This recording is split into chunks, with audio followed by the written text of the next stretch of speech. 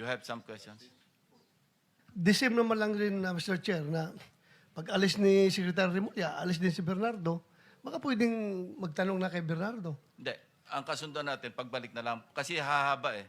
And they have work to do. So we are accommodating them in the same manner that we accommodated Alcantara, Engineer Alcantara, to be brought immediately to the DOJ for evaluation, for some procedure. Then after that, we can have all the time in the world. Maski hanggang madaling araw, kung gusto mong tanongin si Yusek Bernardo, Sir, pero you can.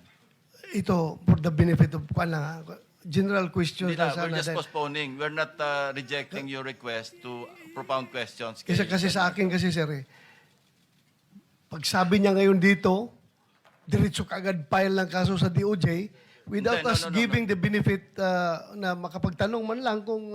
Sige. Sen. No, I think the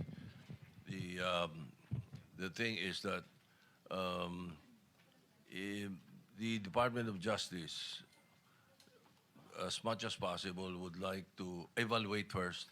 They will not file any cases against anyone. but subsequently, filing of And then, cases will follow. Kung sana naman bago siya makonsider doon, dito muna sa atin. Dahil sa atin niya nilahad yung statement niya, so hindi naman niya nilahad sa DOJ, sa atin muna. So sana makapagtanong tayo bago natin turn over sa DOJ for their consideration.